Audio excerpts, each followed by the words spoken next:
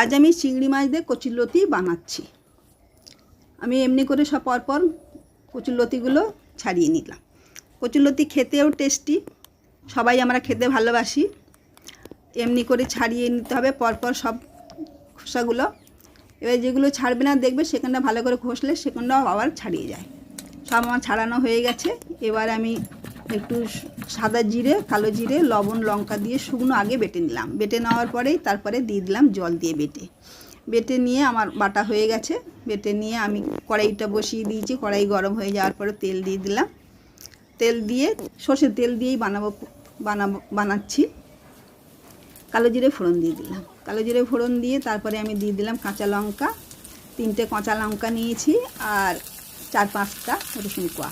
ওটাকে একটু লাল করে ভেজে নেওয়ার পরেই দিয়ে দিলাম পেঁয়াজ। একটা মাঝারি সাইজে পেঁয়াজ নিয়েছি, তাতে একটু লবণ দিয়ে ওটাকে কিছুক্ষণ লাল লাল করে ভাজা করে নিচ্ছি। সুন্দর একটা গন্ধ বের হয়েছে। বেরোনোর পরেই দিয়ে দিলাম আদা বাটা। আদা বাটাটাও কাঁচা গন্ধ কাটা পর্যন্ত একটু ভাজা করে নিতে হবে। ভাজা করে নিয়ে নিচ্ছি। নেওয়ার পরে আমি দিয়ে দিলাম হলুদ গুঁড়ো আর একটু কাশ্মীরি লঙ্কার গুঁড়ো।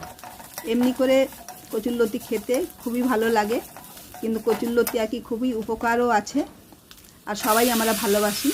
সেই মতো করেই করা। আমার কচুরলতি ডাইরেক্ট আমি দিয়ে দিলাম, আমার ভাপাতে হয়নি। কচুরলতিটা খুবই সুন্দর, আমার হাত একদমই লাগেনি। এবার চাপা দিয়ে ভালো করে মশলার সাথে কষিয়ে নিচ্ছি।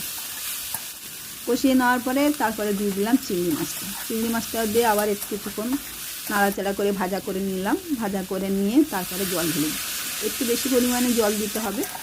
জল দিয়ে 3 মিনিট মতো চাপা দিয়ে রাখলে ওটা সুসিদ্ধ হয়ে যায়।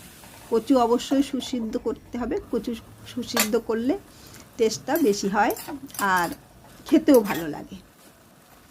যাই হোক, আমার কচু প্রায় সিদ্ধ হয়ে গেছে। এবারে আমি দিয়ে দিলাম টমেটোটা দিয়ে কিছুক্ষণ নাড়াচাড়া করে নিচ্ছি।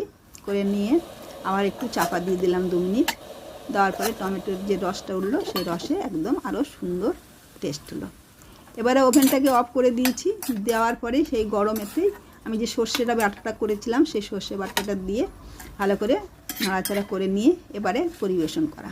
গরম ভাতে খেতে দারুণ লাগে খেতে। এমনি করে তোমরা বানাও, সবাইকে দিও, শেয়ার করো, কমেন্ট করে অবশ্যই জানাবে। সাবস্ক্রাইব করে পাশে থেকো। ভালো থাকো।